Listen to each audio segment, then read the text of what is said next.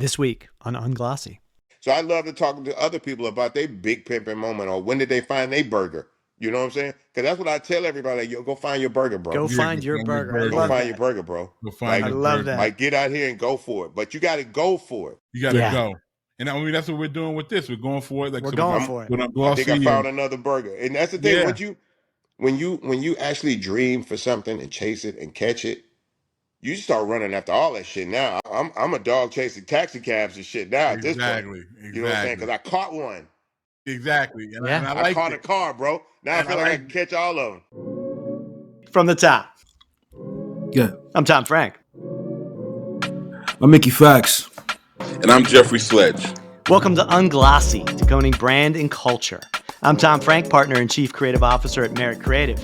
This is Mickey Fax, hip-hop artist and founder and CEO of Pendulum Inc. And that is Jeffrey Sledge, a seasoned music industry veteran who has worked with some of the biggest artists in the business.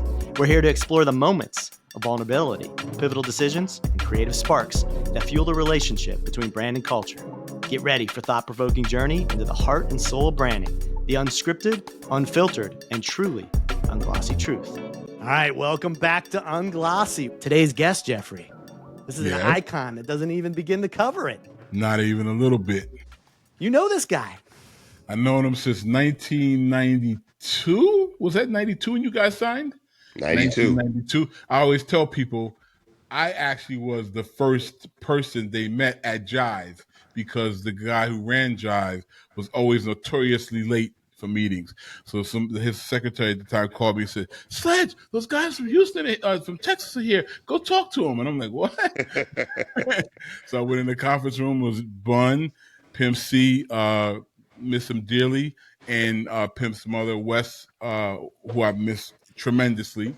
And we just sat and talked. We didn't even talk about music. They were like, oh, because I had never been to New York before. They were talking about the buildings and how expensive it was. We had a long conversation, and we came in and finally did the music meeting. Yeah, it was a trip.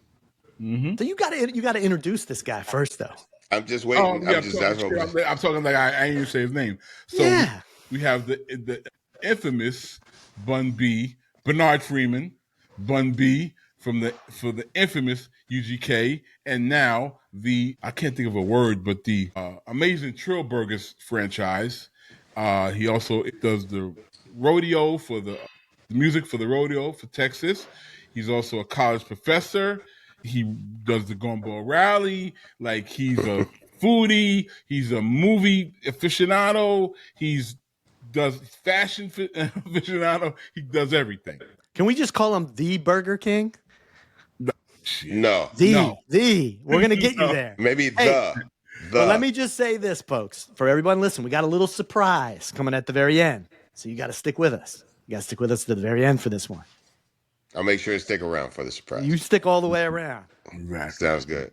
Thank you guys for having me. Can I start like this? Because I always have an issue with infamy and infamous. Okay. Because I think it's one of the terms that's misused quite a lot. Yeah. So fame and being famous is being known or like glorified or looked up to for something that you want to be looked up to. Okay. Infamy is when people know you for something you'd rather they not know you. Okay, yes, I used it wrong. I used it wrong until somebody corrected me, and now I correct everybody. Okay. That's why it's so fitting for like Mobb Deep, the infamous, because they're very grimy kind of kids. Yeah, they were pretty raw. Yeah, we gotta talk about that album one day. But yeah, let's get it started, man. Absolutely, man. Happy to be here, guys. It's beautiful. This is beautiful, man. So go ahead, Tom. You start the first. So I mean, let's start. I've always wanted to ask you this, Bun, though, and maybe I should know this, but Bun B? Where does it come from? So Bun B. What's the story? So my family nickname was Bunny Rabbit. From a very small child, my nickname was Bunny Rabbit because I would shake in my sleep. Like, I would like kind of just ball up and shake in my sleep. And technically I still sleep like that. Not as pronounced as it was then, because it would be kind of like balled up kind of a thing, which I imagine as a little kid, like a very small toddler, was kind of cute. But that shit got old very fast because I grew up in the kind of family where we used to either have to all sleep on the bed together when we spent the night at each other's houses, Yeah. or we were all like on a shared pallet. Like for people that don't know, because most people hear pallet in like the shipping sense, Yeah. where people, but pallet in the black context, as far as I was introduced to it, is like basically like a mock mattress kind of a setup. So basically, you would put like a comforter with a sheet on top of it, and then like a group of people would sleep on top of that, and then they would all collectively sleep under like another sheet and a comforter. More so kids than anything, It was right? kids. Yeah. Yeah, just Typically kids. how kids are. So when you go to your cousin's house or everybody went over to grandma's house, that's how we would, house everybody, Yep. right? Yep. Wow. Yep. So what originated? I don't want to spend all of the time talking about music. I'm sorry, I didn't mean to get off. Yeah. I'm sorry. So yeah, so sleeping on a pallet with other kids shaking and shit, that was that was an became issue. Bun. And then so my close friends got to knew me as Bunny because the rabbit wore off. So my family nickname to this day was Bunny. And a good friend of mine, Sharan, was like, when I started rapping, he's like, you need a rap name. And this was back with Paulie P and Dougie D and all of that. So my rap name was Bunny B. Then it was Bun B Ice, and then I dropped the ice, and it became Bun B. So if you listen on an old UGK record, I think it might be supposed to bubble. There's a song where Pimp says, "You still ice to me, fool," and that's what that means. Is because I probably was in 2 years of dropping the ice. Hey, now if I'm not mistaken, again, I'm gonna let it go after this. Did Wes used to call you Bunny? Yes, Yes, right, that's he my did. family nickname. I never put the family thing together, but I remember to this day she used to always call you Bunny. I didn't realize. I just thought she was just like extending the bun. I didn't realize what she was saying. There was only a handful of people that ever called me that. Face called me that because Face used to trap out of my cousin's house. Wow. Many, many years ago. So he knew my family nickname for me was Bunny. So that was more like a joke kind of a thing. Okay. With him. Big Mike from the Convicts used to call me Bunny Dangerous from Johnny Dangerously. Yeah. The old Michael Keaton parody film. Wow. Yeah. So did you know this was always going to be you? Did you know when you were a kid you were going to be in the music? No. Not at all? I knew I wanted to be in entertainment, but I wanted to be more like acting and comedy. That was really what I was into. So I did a lot of the high school intramural type shit. I actually went to state for that. But I skipped state and went to senior weekend. And so that became a whole other thing. Because I was Romeo. Like I played Romeo in high school. Oh yeah? Wow. Yeah. To a white Juliet. So that was a thing. In Port That would have Arthur? been a thing. Woo, Port that's Arthur. a Yeah, that thing. was a thing. That's a thing. That was a thing. So, but I really enjoyed like everything that small town kind of built in you, kind of a thing, because there was no opportunity really there. So whatever it was you was gonna do, you was gonna have to kind of figure it out. Yeah. Port Arthur. Wow. So wait. So how did I know this? But how did the music thing start? Music thing started with Chad. Chad was in the music before everybody. Oh God, my grandson is calling me. What does this kid want? Call Braylon, Queen. Sorry. That's all right. All right. But it started with Chad. Chad was one of the first guys in the hometown to do music. Okay. Like with real equipment and everything. Boomtown, Mr. Boomtown, the video director, was like one of these first people to like get a beat machine and get microphones and actually rap and make beats. And Pimp was like the youngest person in that collective. Everybody else was like seniors and everything else. And Pimp was like a freshman kind of a thing. So he was like the young guy in that collective. So he was making music probably at least 2.5 years before I even started writing rhymes. Really? You know what I'm saying? So, and then we, as the older people started to graduate and cycle out, we kind of had to figure out what we were going to do. We started with like maybe 11 guys. It was like 11 of us that were collectively all trying to rap. Like this guy was a DJ. These two dudes were dancers. This guy was a rapper. We were a group. It was this whole kind of thing. And then one by one, like everybody decided to do something else for a living. So at the end of the day, and then DJ DMD was around, and he had kind of his own little group. He wasn't necessarily in that collective. We were all friends, right? We were all cool, but they eventually found their way another way. But yeah, I looked up, and it was me, Chad, and Bird one day, and that's kind of who ended up being UGK. Yeah. Initially. Wow. And so, Jeffrey, how did Jive first even know about? So Jive was built, it couldn't do this today, but at the time, Jive was built on, there was these things called one-stops. And one-stops were the suppliers to the whatever local record retail store was in that region. So there were one-stops in every city. Like Chicago, everybody had one-stops. Kind of like a wholesaler. Yeah, like exactly, like a wholesaler. So there was a one-stop, I forget the name of it now, but there was a one-stop in Texas. And what Jive would do was, Jive had, the guy who ran Jive, Barry Weiss, he had very good connections with the one-stops. So he would always call them and say, yo, what's happening in your area, like locally? What groups are putting out songs or albums in your area that are popping? That's how Jive found Too Short. That's how Jive found E40. That's how Jive found R. Kelly. On and on and on. And so he called people in Texas and asked, and then somebody said, "Yo, there's this group called UGK that are kind of bubbling down here. Was supposed to bubble? Was that?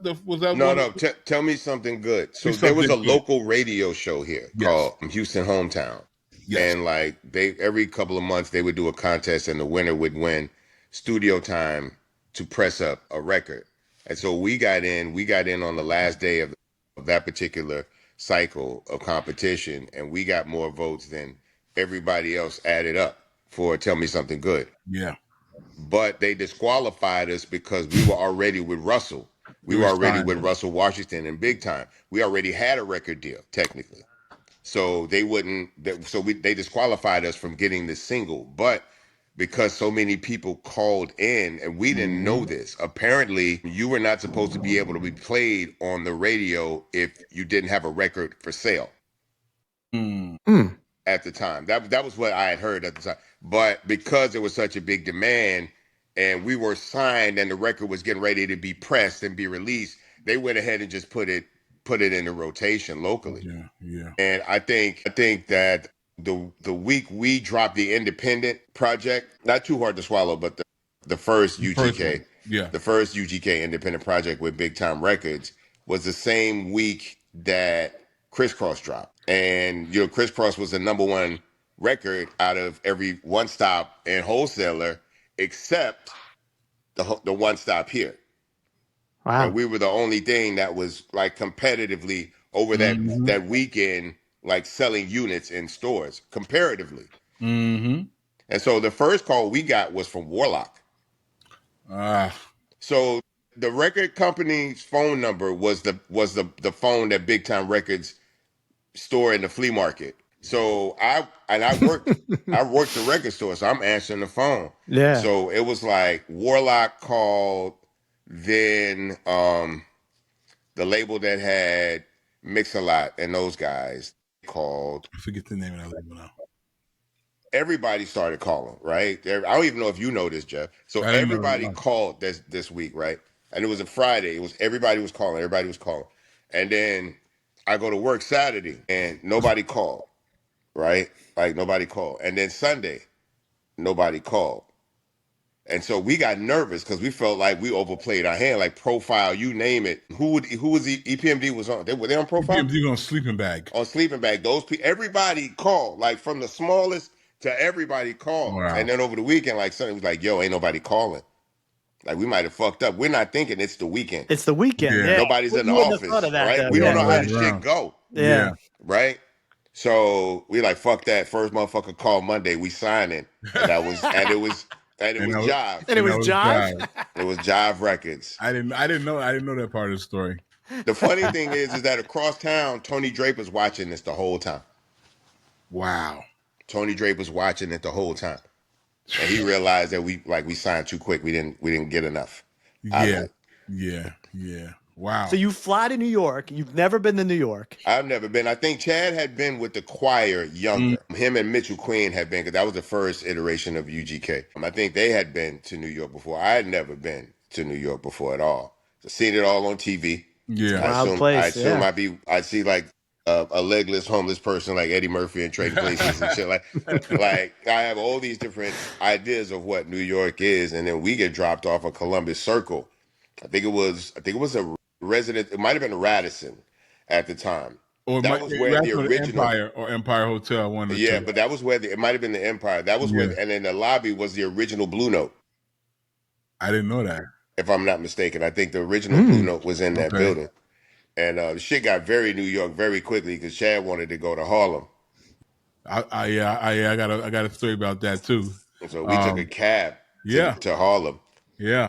I just got dropped off. We was like, we want to go to Harlem. Dude was like, what do you mean? Like, we want to go to Harlem. He's like, where you trying to go to Harlem? He's like, we don't know. We ain't never been. Yeah, he hopped in. He took us to, I think I don't know if it was 125th or 145th.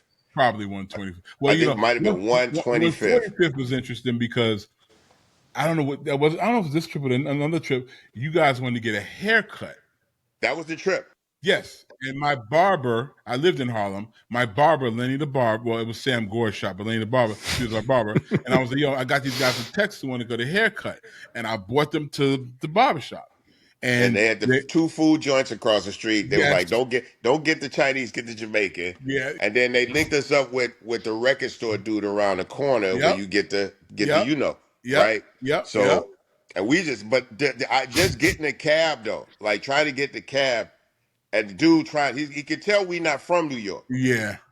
Right? And we want to go to Harlem, and we don't even know where we want to go, really, in Harlem. Yeah, we just want to, I remember that. Yes, so they came to the shop, and they didn't kind of recognize them at first. And I remember somehow it came up, they were rappers, and you guys had the song, that might have been later. Chad had the song with Big Mike. That was a little later, yeah. A little later. And one of the guys in the shop was like, "Oh, you the guy from the Big Mike video."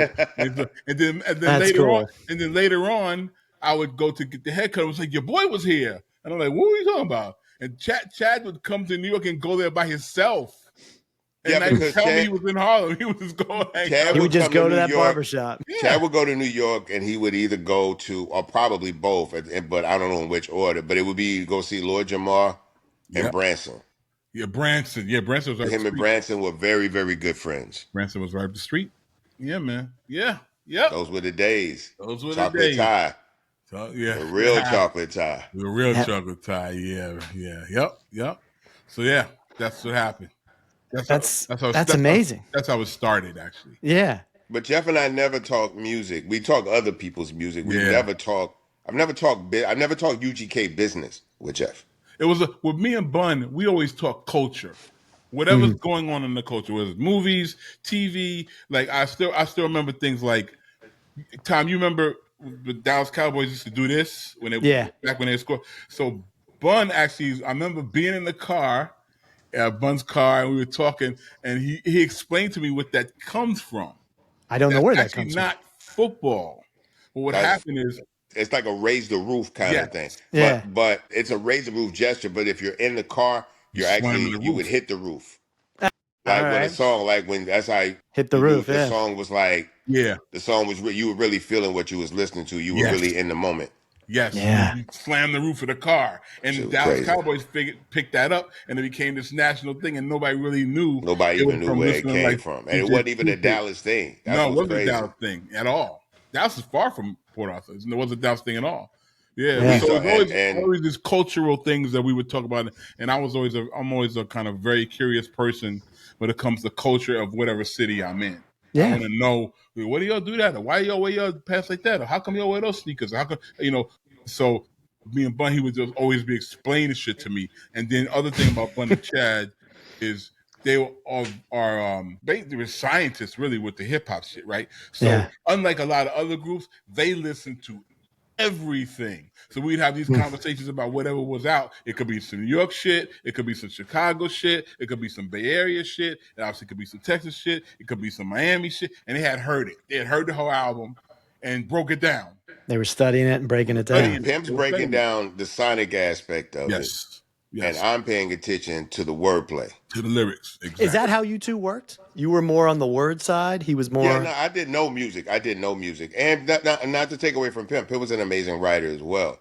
But all I had to do, Tom, was rap. So I'm just cocked, loaded, and ready, like in the holster, itching, ready to go the whole time. But I never really. So our fan base and our culture spoke through slower music, not necessarily the screwed up stuff, but just a very laid back BPM, around 76 to 78, very chill.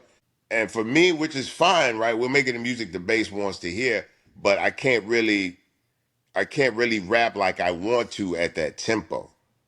So I'm always asking for Pimp, like, yo, make me a song. And Pimp is the main one bragging the whole time. Pimp is like, you niggas can't out-rap Bun B, the Colas, whatever. I'm like, yo, give me a song so I can show people. Show what you and can 316s was kind of that, but it wasn't really until like we got Murder under the belt where I was really allowed to cut loose. Yeah.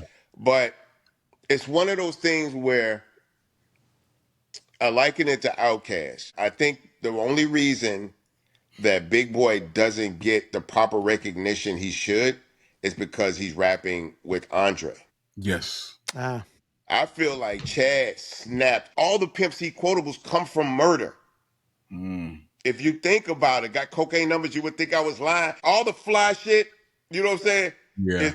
That people like to quote about Chad, a lot of it comes from his verse on Murder. Yeah. But I get highly regarded for my verse on Murder. And I'm like, the only reason y'all ain't really paying attention, because Pimp is really going off. Like, he's rapping his ass off, but about some very, very street shit. But it's super technical. My shit is technical for technical sake. I got you. You know what I'm saying? Yeah. But he's like, the whole time, like, I've never really out-rapped Chad. There's no song where, like, I'm just leaving Chad in the dust. Like, there's never been that. You know what I'm saying? And the same way with Outkast. Like, Andre's not just, lapping him. No, those dudes they're bar for bar. Absolutely. With this. But certain songs call for certain things. Yeah. You know what I'm saying? So, but no, it was always Pimp. It was always Pimp's baby, and Pimp was the music. And I just tried to fill in the blanks the best I could. Do you feel like as a rapper, it just came naturally to you, or is it something that you had to put a lot of work in? I mean, because I feel like some guys just have it. Like, they just have the ability to think quick, to put words together, and others just don't. But where do you think in that? I am good with words. I will say that, right? I do have a history of writing in school. You know what I'm saying? I was always first with the journal, always, always very well read. But everything like from literature doesn't really work until you learn enough about the world and able to put certain shit. Like, I can know a bunch of words. I can know the definition. I can know how to use it, but I got to put that shit in context. Yeah. Right. So a lot of the rhymes from my earliest point of rhyming was trying to be very technical and try to figure out where to bend words at. And if there wasn't a clear match, then maybe 2 syllables, or it took a 3-syllable phrase to make these things match or so forth. But sometimes you can be doing all this shit, and it's, particularly for my audience, it's going over motherfuckers' head because that's not really what I'm required to do. Yeah. And I think that's a problem that a lot of people from my generation have with what's going on with music now, is because, quite frankly, lyricism is not something you're required to do. Now, to be fair, the best rappers, the biggest rappers they're the best writers, right? The Jay-Z's, the J. Cole's, the Kendricks, the Drakes. These are all some of the best writers we've ever had. Absolutely. Some of the deepest thinkers we've ever had, right? But they never lost sight of entertainment, right? And talking to the room. That's where a lot of people that are great technical people can get lost at. Yeah. So let me I'll never ask you this question. What's your favorite UGK album? I'd have to say the last one. I would have to say the last one. Because of the Normally, situation. I would say Ridin Dirty but that's because of the sacrifices. Like, Ridin Dirty is special because it's like Ridin Dirty is the first real UGK album. What do you mean by Like that? Ridin Dirty is the first album uninterrupted by sample clearance, uninterrupted by reproduction. Because remember, there were songs that were reproduced I remember on our albums that we didn't know. Yeah. And so we didn't want money. If you remember, we didn't want a cash advance. We wanted equipment.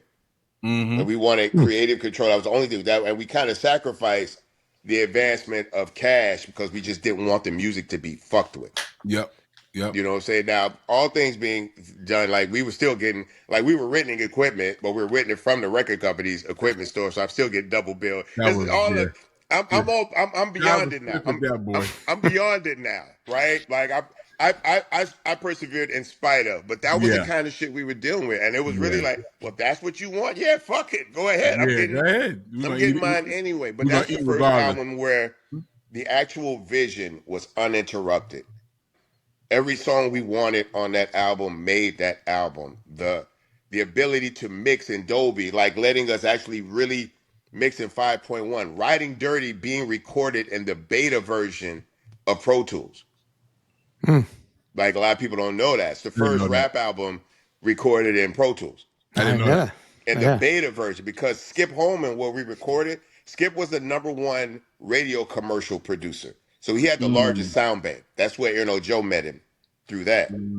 But he was the first to utilize Pro Tools in order to digitally send these commercials through email from station to station. Like it was this whole, and we didn't really understand really what was going on. Pimp just wanted the best sound available. The sound. And this was the guy, like this was a SSL board. This $100,000 board we were working with. You know what I'm saying? So we had the most advanced technology any person recording at that time could have available to him. And I'm still not punching in. Yeah.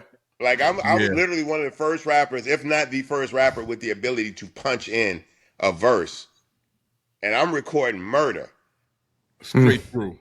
And I'm like, no, because if I'm realizing I got to be able to do it in the booth. Live. Otherwise, if there's tricks in the booth, there's gonna have to be tricks on the stage. Absolutely. And we were each other's hype man. There wasn't technically, well, I'll take that back. Bobo was a hype man for several years. I'll take that back.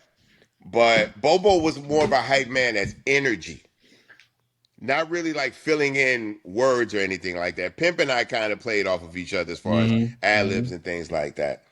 But no, murder at the time was like that was like a moment in the show.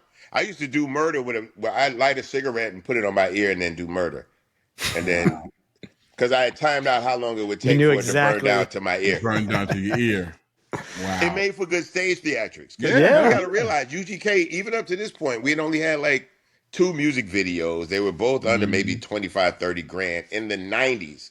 These were very, very, so for Ridin Dirty, we was like, we didn't even want to do the video because we didn't feel like the budget was worth it. So we never even did a video for Ridin Dirty. So, and we didn't really get a lot of magazine pieces. So UGK, a lot of times people's first time seeing us was at a show on stage.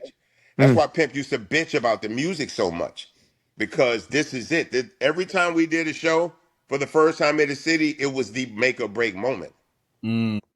Because the only thing we had going for us was if they came to the show and enjoyed it and wanted more. The show, exactly. Because we're not getting hit through the magazines. We're not getting hit with radio or any of that type of shit. And all that stuff. Yeah.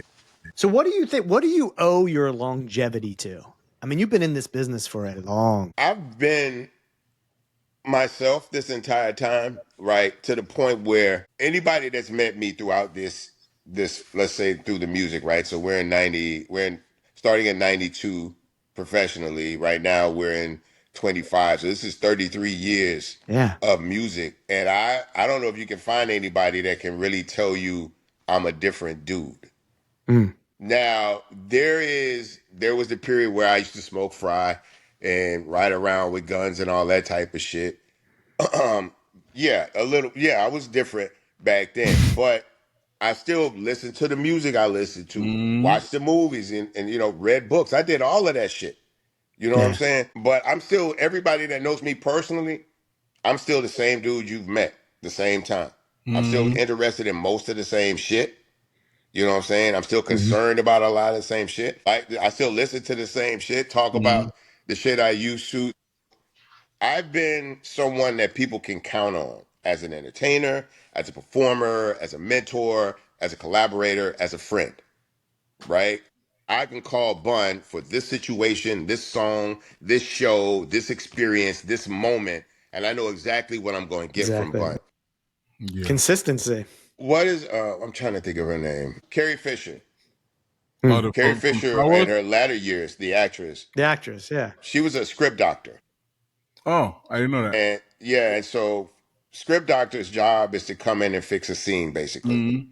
There's like a big monologue or there's a moment, you know, somebody needs to write the heroic monologue for the hero. Somebody needs to write something for the lover or the girl that's in love, or somebody's got to say something in the moment that grabs the crowd. And sometimes those moments, when they may look good on paper, but when the actor gets there after everything they've done, it doesn't feel authentic. Mm-hmm. Now, a lot of times these actors, they allow these actors and afford them the opportunity to write for themselves. But everybody ain't finna be Ben Affleck or Matt Damon who actually have acting chops that they can lend to it. So every now and then somebody got to come in and fix that shit. I do that in hip hop. So a lot of the features you see me on, it was because somebody cousin or homeboy or artist, or for whatever reason, they wanted to give somebody a good look on the record. It didn't work out. We're in a time crunch. We're talking about this, and I need somebody that can deliver. I got it. It's Saturday night. I got to turn this shit Monday. Yeah. You know what I'm saying? Yeah. Who can we call? It's a strip club song. It's a car song. It's a street song. It's a conscious song, right? It's a protest song. Who can we call for this shit? I've been that person for a lot of people. You're the Carrie Fisher. The Carrie Fisher of rap. Yeah, hip hop's Carrie Fisher. I'll take that. You know what I'm saying? But then also, I've been like been a big brother and an uncle to a lot of people too. Absolutely. Because I know I've been around long enough to know that a lot of rappers have been told by songs and videos and records and pictures that they can go to this city, connect with this person, and have that experience. And you would be shocked by how many artists went somewhere with somebody thinking they were good with that person, only to realize that person ain't good. Mm-hmm. You know what I'm saying? So for Houston, because I'm from Port Arthur, technically I'm not attached to any particular neighborhood. Well, technically I am, because I was born in Houston. I grew up on the north side in a very small neighborhood, but I wasn't a man then. So I'm connected now because people know as an older person, but it's a little different. But because I didn't have those neighborhood territorial ties, I pretty much could go anywhere. So if people wanted to come to Houston and go to Fifth Ward, you know, go to the Fofo, or go to South Park, or go by DJ Screw Store, or go get some Frenchie's Fried Chicken, or go get some Burns Barbecue, wherever it is they want to go, I would go and just pick people up. Because I didn't want promoters or other rappers or different people. I didn't want nobody to get, because it wasn't a good look for the city. Yeah. That shit wouldn't be a good look for the city. Yeah, so I would just go and pick dudes up. And I had if I'm in town, and a lot of these, this was the House of Blues era, right? Where hip hop starts to be allowed into the House of Blues. And so you got dudes in towns on Tuesdays and Thursdays, right? Because they're trying to get, because I got to be in New Orleans on Friday, or I got to be in this city. So I had a lot of free time at this time. I was doing teaching, different things. I had a lot of downtime. Pimp was locked up, and so forth and so on. So I would just go and get dudes, and it would be cool to go get Lupe one week, right? And then go get Mac Miller, and then go get the cool kids, and you know what I'm saying? Yeah. And show these dudes and take them around and let them, like, where you want to go? You know what I'm saying? I want to go to Screw Shop. I want some barbecue. I want some fried chicken. I want to go see this. All right, well, let's do it. And ride these dudes around, and these dudes can have a very authentic Houston experience. Cool. Yeah. That's pretty cool that you did that. And we still do that. I still do that. Now I do it with Trill Burgers. You just come through and, meet me at the shop. Meet you at the shop. We're going to get to Trill Burgers because I want to get into that. But first, I want to talk about, I don't want to get I want to talk about you as an educator, though. Because I was always curious. I saw this. You taught at Rice, right? I mean, that's kind of. Tell me more about that. That's kind of cool. So, a couple of my opportunities have come because Chamillionaire was busy. This was one of them. I became a television pundit. Like, the reason you see me talking on a lot of talk shows and doing a lot of that stuff is because there was I can't remember it specifically. It was a police brutality case at the time. It might have been Jenna. It might have been a Jenna situation. But they wanted to talk to Chameleonaire because Ridin Dirty was out and it was about police brutality. And he was like, I don't want to talk about that type of shit, but Bun B might want to talk about it. So you passed it off to you. I got at that point. So they had asked Chameleonaire to speak at Rice University at a class on hip hop and religion. He was like, yeah, I don't like doing that type of shit. But you know who you should call? Call Bun B. And we'll be right back. Ready to launch your podcast? Merrick Studios offers comprehensive services from concept development and seamless production to strategic marketing and monetization. Let your story take the mic. Visit merrickcreative.com/studios and let's get to work. And now back to our show. And we'll be right back. Master the art of lyricism with Pendulum Mink, the first school for rap. Learn elite techniques through immersive lessons, real-world exercises, and guidance from hip-hop icons. This is where MCs sharpen their skills and glow boldly on the mic. Ready to level up? Visit pendulummink.com and start your journey today. And now, back to the show. So I was called. I was actually coming and speak at the class. I met with the teacher of the class, Dr. Anthony Penn, before. I looked at some books on the shelf. I recognized a couple. We had some conversations. We went in. We had the conversation with the class. And then a couple of weeks later, he was like, you should think about teaching this class with me. I was like, what do you mean, bro? I didn't even go to college. He was like, yeah, but the knowledge you have, you couldn't learn at a university anyway. So there's no way to really accredit what you know. So he was like, technically, you would be part of a cultural exchange program whereas you are the culture.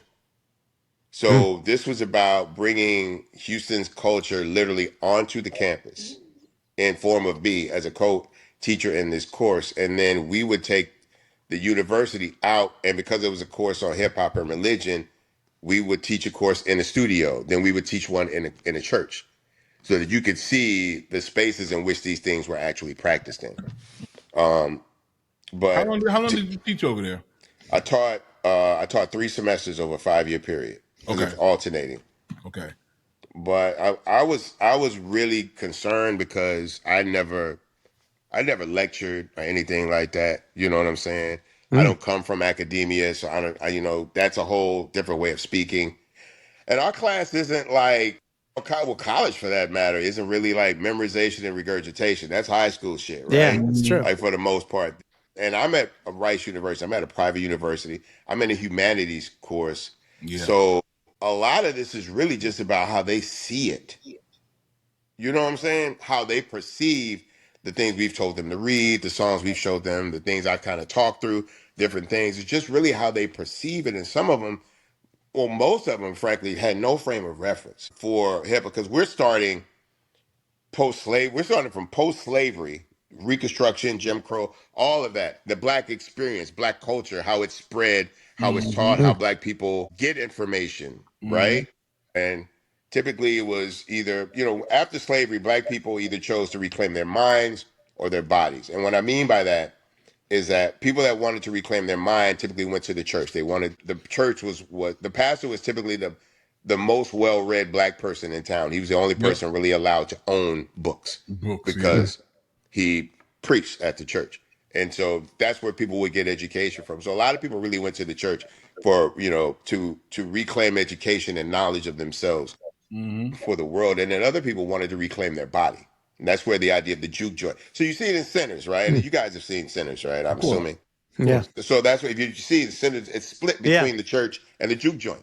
That's the Black experience post-slavery, right? So, and you see it, that's a house of flesh, right? Because these are people who were not allowed to be themselves. A lot of them were raped, men and women, forced to have sex with people they didn't want to, forced to procreate with people they weren't in love with.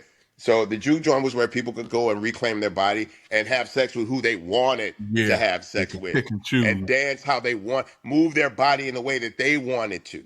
So, and that's kind of what we taught in the class. And so that's interesting. So this was it was a reframing of what we're talking about. This is a class built around hip hop and religion, but as a subtext to a much deeper conversation about the Black experience in America from a humanities aspect. So the questions I would get from that would be like, what's a borough? Like to the point where like the most interesting thing that we were posed with was we're the women in leadership because the practitioners of music, the supporters of music are women, and the practitioners of religion and the supporters of religion are primarily women.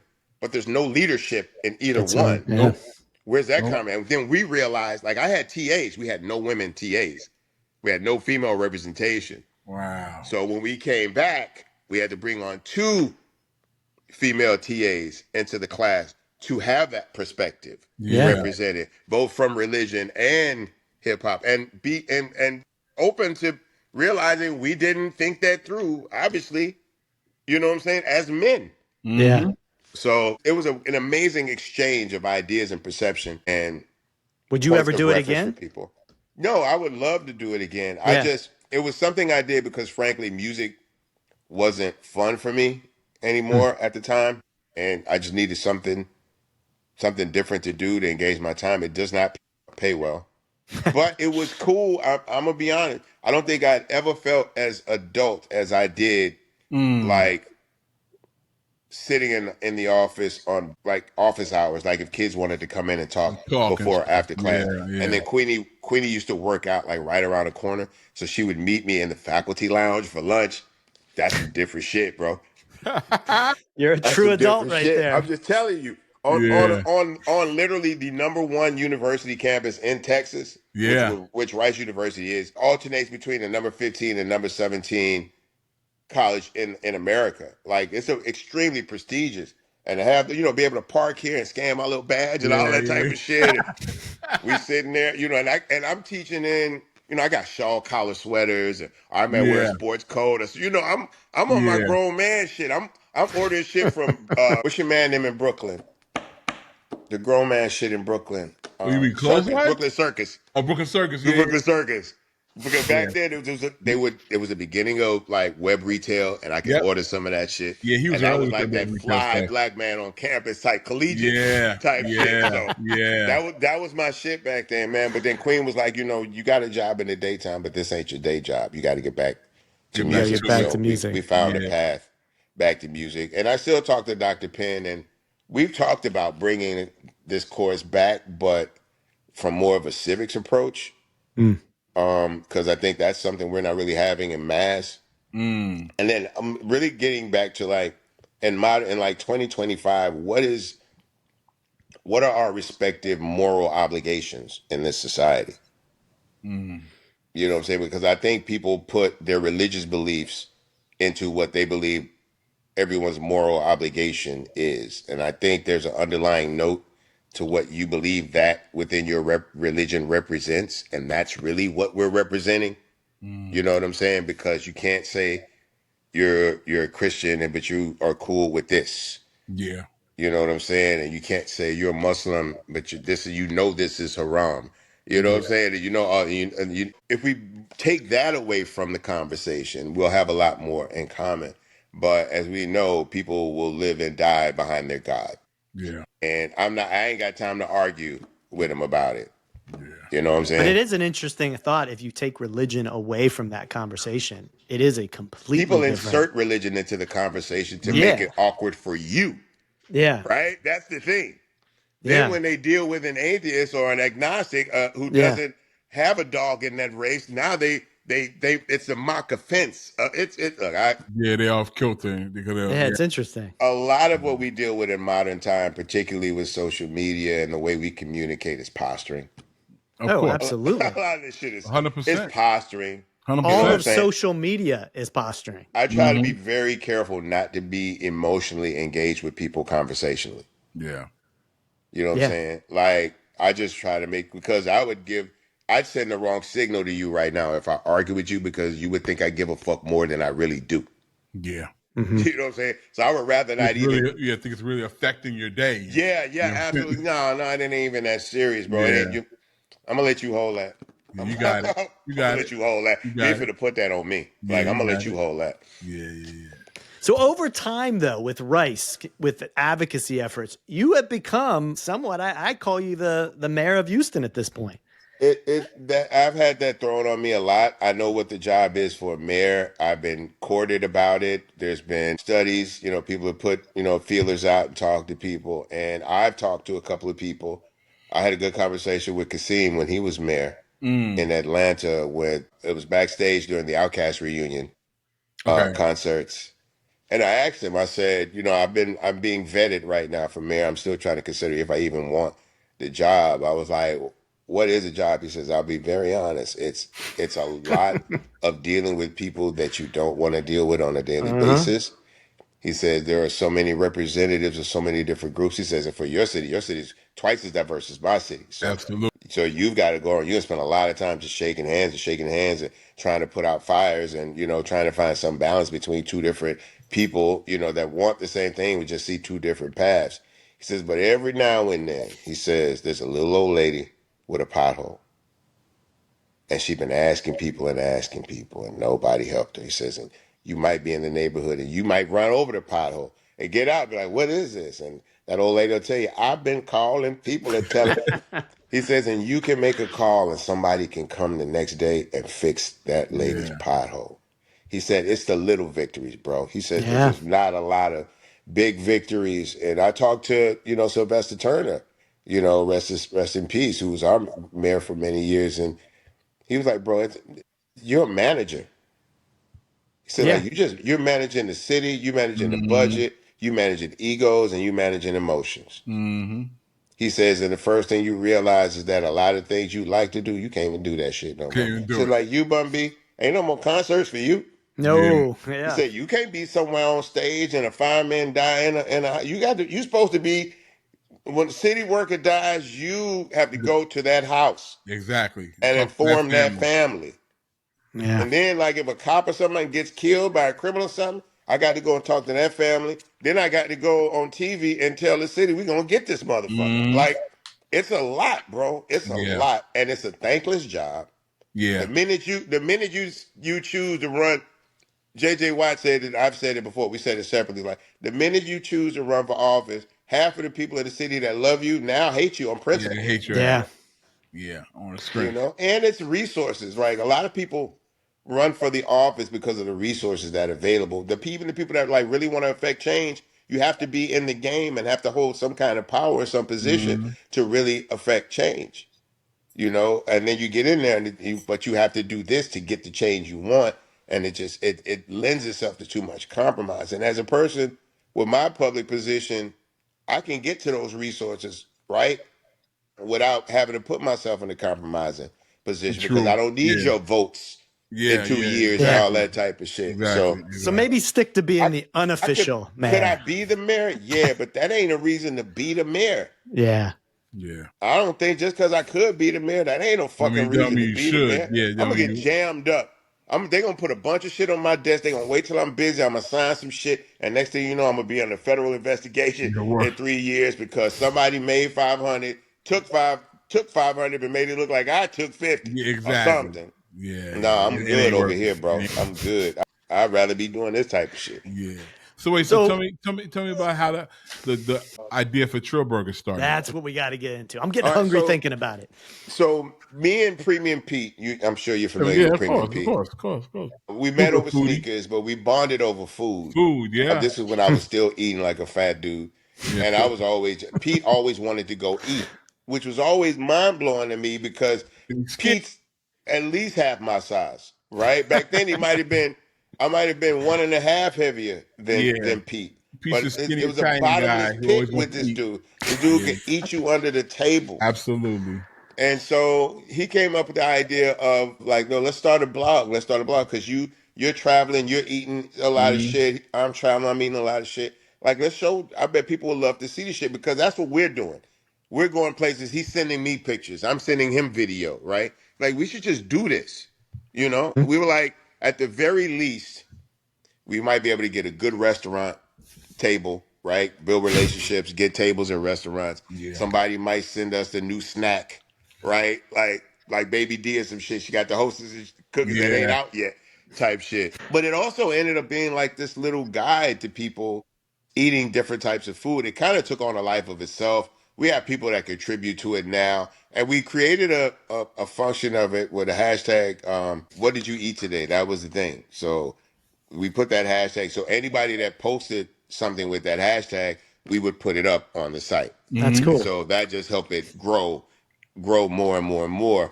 And then at the same time, like we both wanted to be in the food business, but neither one of us wanted a restaurant. And when I say restaurant, I mean a menu with appetizers, soups, salads, entrees, shared dishes, desserts, all of that type of shit. That's a lot of inventory. You know what I'm saying? Especially if depending on the cuisine you're trying to do, you know. And this is a very, very rough business. It's a very, very rough business. Even for people with the kind of advantages that I've had, it's still a very rough business. Oh yeah. And so I put that out, and then I met Andy Wynn, one of my partners, back during the Magic days in Vegas. He had a clothing line called I Am King. I met my other partner, Nick Skirfield. Nick was one of the hosts of the original Texans podcast. Okay. And we got close at the when the Texans played the Patriots, when they wore the varsity jackets to the game and got walked. They're like, well, I'm never wearing a varsity jacket again type shit. And we all got close separately. Like I got close with Andy, got close with Nick. Meanwhile, Nick transitioned into the marketing and promotions business. Andy got into the food business, and eventually Nick became one of the marketers for his brands. Okay. Andy wanted to start a burger company. The concept had a lot of energy in LA, but Murder, She Wrote had all the momentum at the time. So the LA burger things were pretty rushed. So he kept trying to catch the trend before it got nationwide. So he's like, if I don't catch it, it's in Oklahoma right now. If I don't catch it in Texas, this thing's going to be, I'm going to miss it. And he felt he had a really good burger. So he's like, who can we partner with? And Nick was like, I think Bun's looking for something. So we sat down. I tried the burger. I thought it was great. They were like, give me a little bit. I think we can make it a little bit better. They came back to me. I was like, what are we doing? Like seriously. They were like, well, we can do pop-ups. We can pay you X amount of money to show up at the pop-ups. You know what I'm saying? Give you some royalties or something like that. Or if you want to jump in with us as a partner, whatever, we're willing to give you 40% of the company. That was a no-brainer for me. No-brainer. You know, so I put everything, all the energy I had into the burger, getting it in front of people. Like my job was to get people to line up and get in there and try the burger. I knew if I could get them to try the burger, I got them. That was it. So, and it worked. It actually was a concept that worked. It paid off. It's still paying off. It does. You know, and that's it's an amazing thing, like that concept of an artist or athlete or, you know, somebody with some notoriety, whoever that may be, you giving them the burger, right? And you know, getting a real-time reaction. Right there. Yes. Yeah. Absolutely. No, that was the whole thing. That's an amazing marketing. And I felt comfortable enough to let people, I wanted people to give me their honest opinion of the burger. I think the lowest rating we got was from Tyler. Tyler gave us an 8.5. Yeah, I saw that. Because he didn't like pickles, though. Yeah. Like, it had pickles and onions. But he came back the next day and the day after that. He got the burger on a Friday at Coachella. He came back Saturday, got it, no pickles, no onions. And then got it on Sunday just like he wanted. And after that, it was like, you know, this burger's the shit. Yeah. So the lowest rating, but he did it 3 days in a row. Yeah, like I got him, like, but you didn't get the burger the way you wanted it, and you can get the burger the way you want it. I asked everybody to try it with everything at the first bite because there's a flavor combination, there's a texture combination that goes with that, and you really don't get the full experience. I don't drink wine with food. I don't drink wine at all. So I've been told, like, I've only been enjoying food maybe 70-75%. Because of no wine. Yeah, because I'm not pairing it. Right, I'm not pairing it with the right things. So, but it's been a ride, man. It's been, you know, it's a new love, it's a new passion.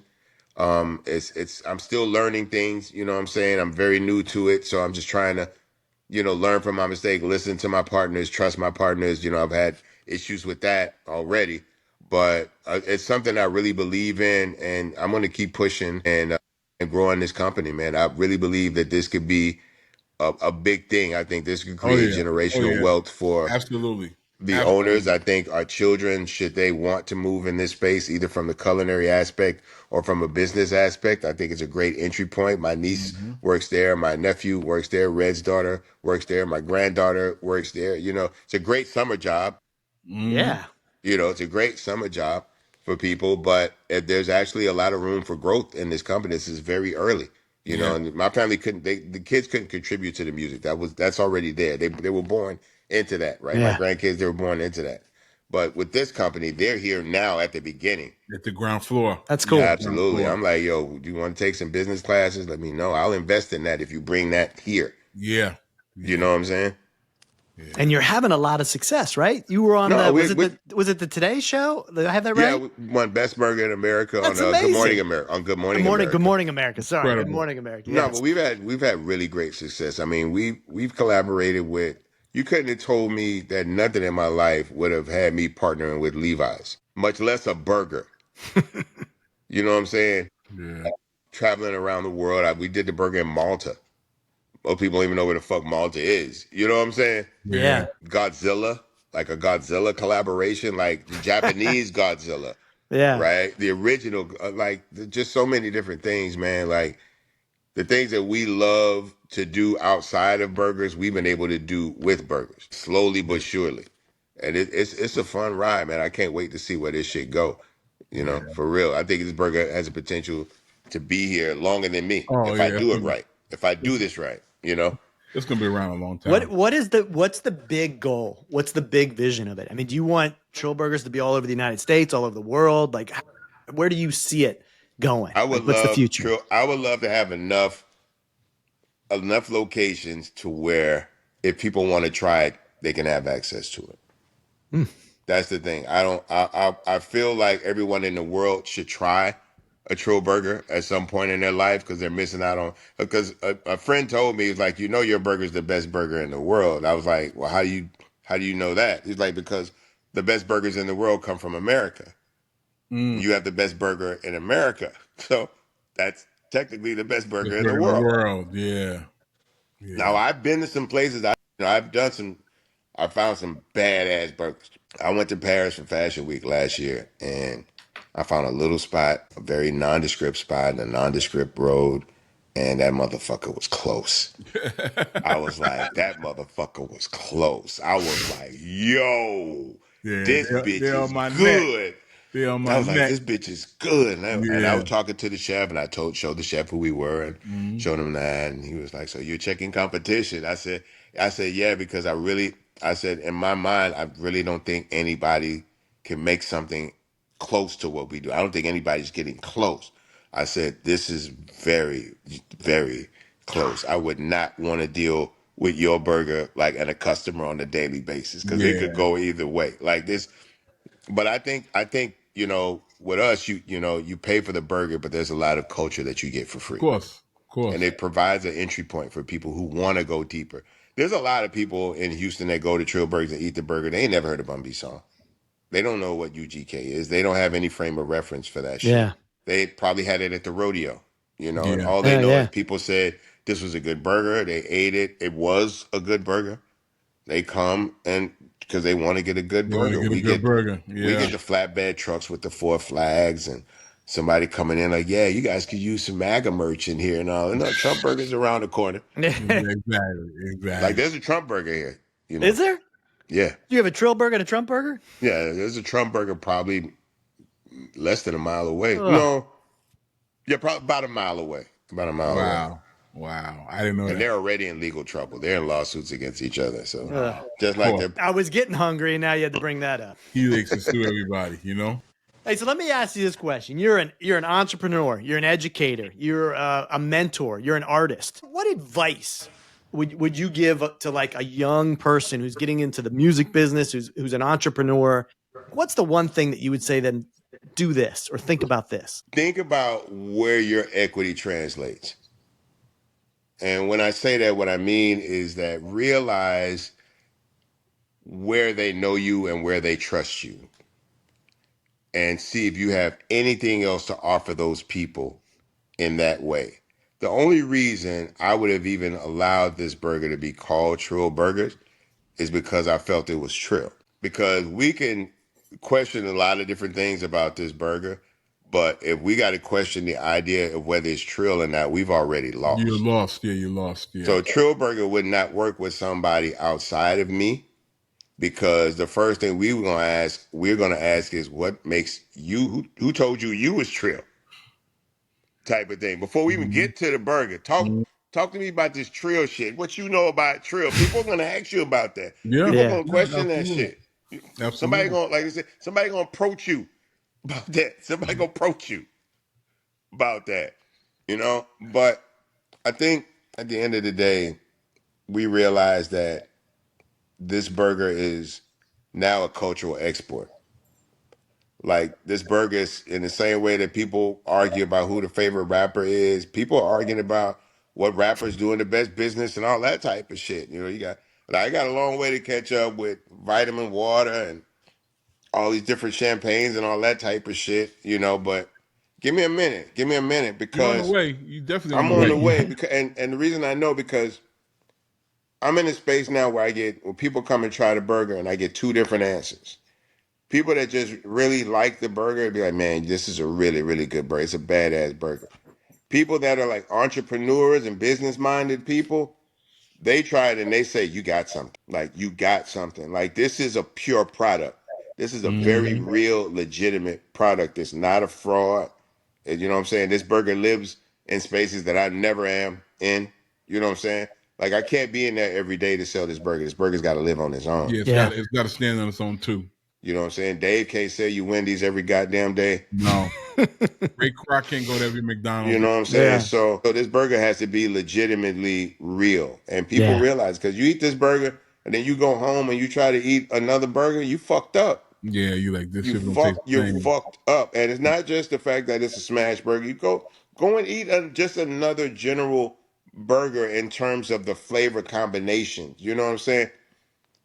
This burger, if you take everything off of this burger and just eat the patty, it's good food. You can't say that with probably 85, 90% of the burgers out there, bro. It's frozen meat. You know what I'm saying? If it's meat at all, right? Yeah, exactly. If it's really meat, So pause. that's why scale for us is not a rush. Like, we're going to grow this company as big as we can while giving people a quality product. Keeping the quality And then at a certain high. point, it's just going to be like, we're going to have to partner with a farmer.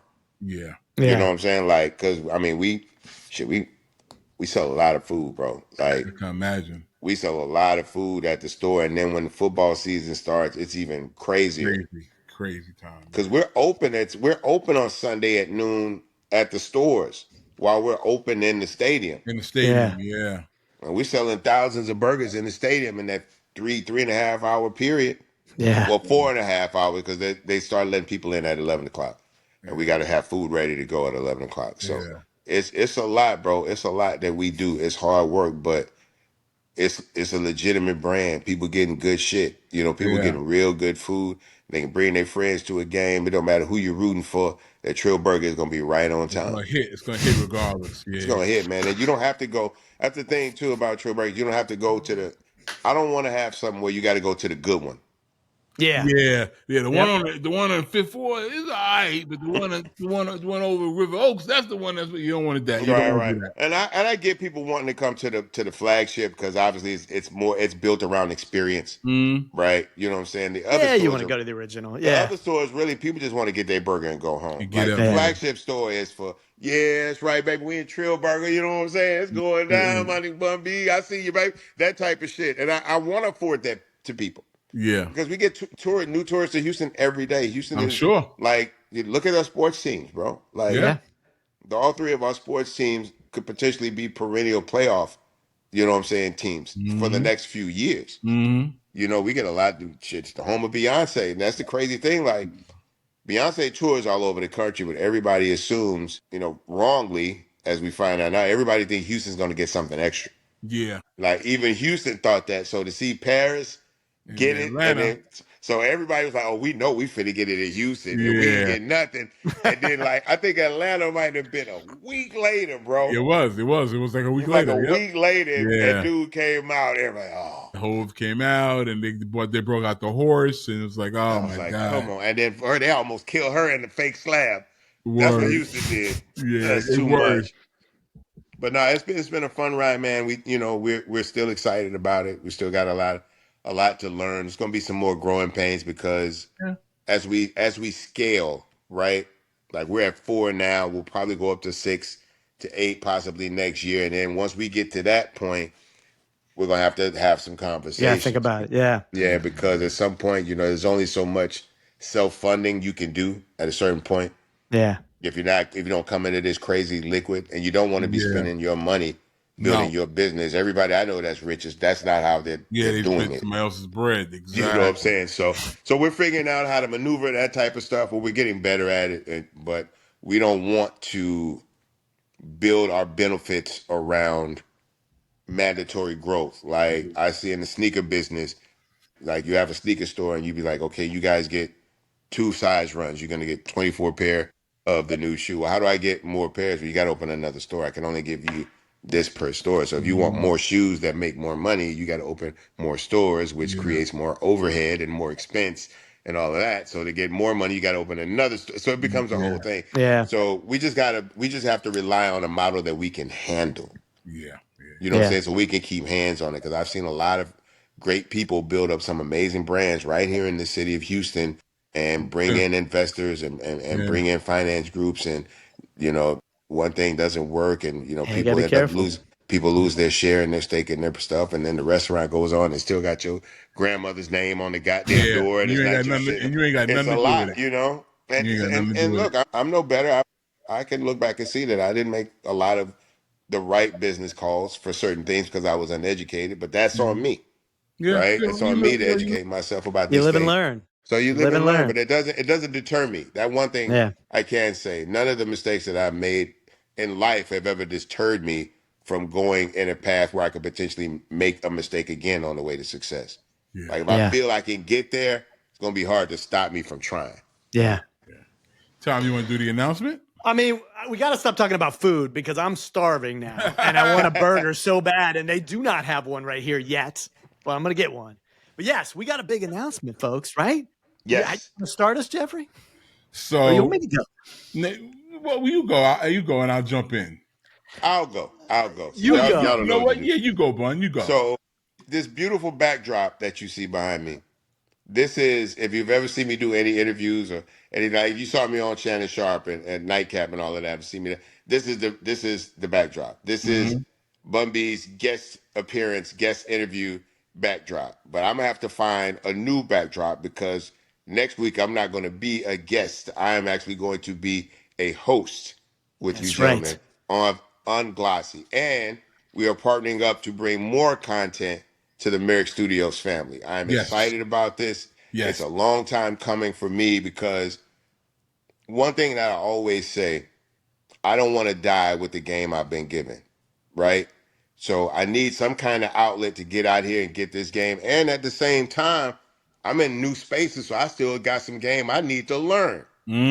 So, we got to have these conversations in order to give and to get, right? So what better place to do it and what better partners to do it than right here at Merrick Studios with you guys on Unglossy, man? I don't think we could have said that better. Yeah. Welcome, Bun B. I'm thrilled. I'm excited. I'm ready to learn from you. I'm ready to tease you a little bit. I'm ready to go at you a little bit. I think we're gonna have something really interesting here. I'm just gonna have to start going into the office because my wife says I talk too much a lot. Queenie always says I talk too much. Well, now we're gonna put a mic in front of you. All you got to do is know the right question to ask you, and you gonna talk all day. Yeah. Yes. So now that's my job. That's your job. To find the right question your job, to ask people. Yeah. So I'm gonna have to interview Queenie so I can get more information about how to interview people and how to get that content out of people. But I'm excited, man. I'm excited. I think with our respective Rolodexes, man, I think we can bring some amazing guests on here with some very unique perspectives. Yes. Very particular walks of life. I have a lot of different people that I've been friends with that I've had casual conversation with about certain things, but never really sat down and gotten to the mind of some of these guys. I've had friends who were just up and coming comedians when I met them, and now they're worldwide phenomenons, and guys that were, they were, backup guys or, thief number 3 in a movie. And now they're, their names on the top of the marquee, and they're producers and directors and writers and all of these different things now. And it'd be like, I met a motherfucker in 2003 and I see him again in 2015 and he's a whole another person. I'm like, I will, and I never get the time to really ask these people, man, like, what the fuck happened, bro? Like, how did this shit pop? Yeah, Like, how'd you get that? how did that shit go? Like, man, dude, I was here. I'm this person, you know what I'm saying? So, and there's some people who I've met that have really interesting stories about how they got where they've gotten to. And I think other people need to hear that shit. You know what I'm saying? Because I was surprised about what I've learned from different people from doing, like, I think, like you meet somebody, you think, oh, you must be good at this because you do this. Oh, no, I never did that shit before in my life. I met somebody, I kind of fumbled my way into this thing and then found what they all, it's all about that moment when they like, when it clicked for them. Like people ask me all the time, when did you think this, when did this click for you? I tell people, as an artist, it clicked when I got signed, right? As a musician, it clicked when, for me, the menace call. That's when I was like, okay, these are people who don't necessarily know, and we getting a totally different opportunity that even as a musician with a record deal, you don't get to do this. Yeah. So it's different. And then honestly, man, like Big Pimpin' as a record changed the way I get to live in this world, because there's very few places that I can't go to and say I did this record and they not, or go in. There's not a club I've ever been in on the planet where that record didn't come on and that record didn't go. I've never seen it. Language barriers, cultural barriers, all of that shit. That song cut through, bro. And you know what I'm saying? It's a very unique experience. So I love to talk to other people about their big pimping moment, or when did they find their burger? You know what I'm saying? Because that's what I tell everybody. Like, yo, go find your burger, bro. Go find your burger. I Go love find that. your burger, bro. I love that. Like, get out here and go for it. But you got to go for it. You got to go. And I mean, that's what we're doing with this. We're going for it. Like, we're going for it. I think I found another burger. And that's the thing. When you actually dream for something and chase it and catch it, you start running after all that shit. Now I'm a dog chasing taxi cabs and shit now at this point. You know what I'm saying? Because I caught one. Exactly. And I caught a car, bro. Now I feel like I can catch all of them. You ever catch a fly? Yeah. You think you Mr. Miyagi, Rob? Yeah, I think you catch them all now. Exactly. But we're building something special here, and I'm excited. And we all that get you're along. I think we're like-minded people, but I think we have different perspectives. I think we're interested in a lot of the same things. I think we're curious about how different people kind of walk their walk, and I think that we can get some great interviews done because we're going to be thinking similarly, but approaching differently. Yeah. You know what I'm saying? And I think the key word you just said that about all of Merrick Studios is curiosity. There's so much curiosity. There's so many great stories out there, and we want to be able to help people tell them. Me too, man. I'm in. I'm here. I'm in. We're in. I'm in. So take a look, guys. This is it. The new face of Unglossy, baby. This is it. Go right there. Go. And there's more to come. And look, if you guys are watching this and you guys think you got some good content, tap in with us. You know what I'm saying? We can't do it all by ourselves. We would love to put some people in position. There's probably somebody watching this right now that's got a great idea and a great approach to conversation and nobody's even considering right now, right? Yep. And we want to hear about that. We want to meet you. We want to see your bubbly personality and hear your voice and just be sold on this thing and get behind you and support you. That's what we want. That's right. So tap in with us. Enjoy the shows. And if you got some shows, pitch them. Pitch them. Let's see what we come up with. Guys, thanks so much for this interview. It's amazing. Thanks so much for this opportunity to transition into something new. I'm excited. We super excited, man, bro. We are honored and excited. Thank you for giving us the opportunity to work with you. Honestly. Yeah. No problem. So I guess we'll all see you guys on the next episode. We'll see you all on the next expert. And I got to go get a burger right now. Won't be the best burger. I'll come and get yours soon, though. Let's do it. All right, folks. That's our show. Tune in to Unglossy, Decoding Brand and Culture on Apple Podcasts, Spotify, or YouTube. And follow us on Instagram at UnglossyPod to join the conversation.